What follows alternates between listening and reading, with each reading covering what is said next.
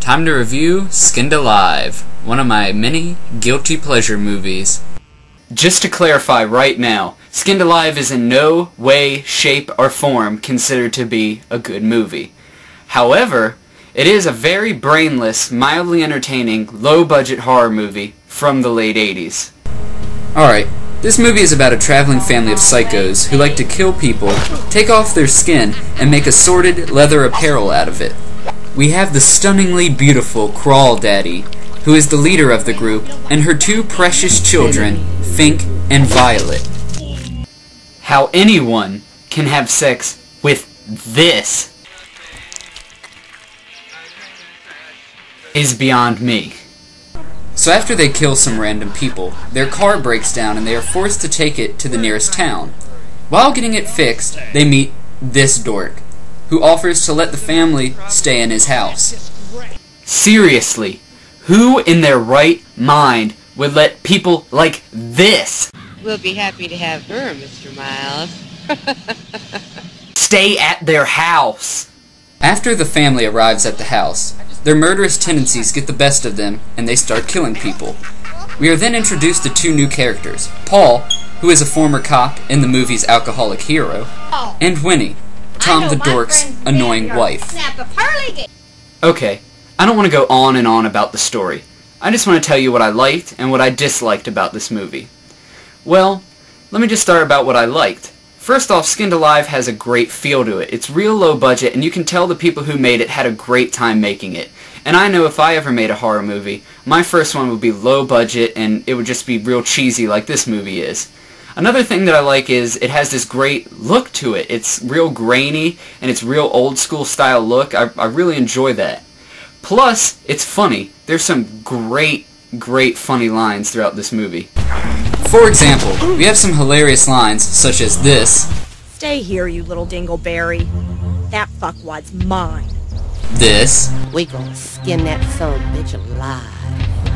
And finally, this one. I got free tickets to Wayne Newton's Las Vegas all-nude review. Wayne Newton's Las Vegas all-nude review? Ha! Wayne Newton, no kidding. I hate Wayne Newton. Another funny thing, just look at the shirt that Paul wears throughout the whole movie. Boycott Jane Fonda. What the hell did Jane Fonda ever do to him? Make him do the workout challenge? As some of you may or may not know, the actor who plays Fink in this movie is none other than Scott Spiegel, the director of one of my favorite slasher movies of all time, Intruder. And he's a producer now. He produced the first two Hostel movies. So it's kind of cool to see him in here in like just a low budget movie. Shows that he really loves the genre and he'll do anything. He'll be in Skinned Alive just to be in it. So what did I not like about Skinned Alive? Let's get into that. First off, some parts of the movie are dubbed over and it's just really bad. Oh, that is! Well, what did you want? You got a phone call upstairs. I mean, just imagine if I did my whole review like this. You would just get annoyed with it after a while, and then you'd probably just turn off my review if it was this bad. Okay, so the dubbing isn't that bad, but the acting is. The acting is terrible. There's even one scene where Paul, or the actor who plays Paul, you can clearly see that he's holding the paper with his lines on it. Well, how can I help? Boxes, Winnie. I came to get...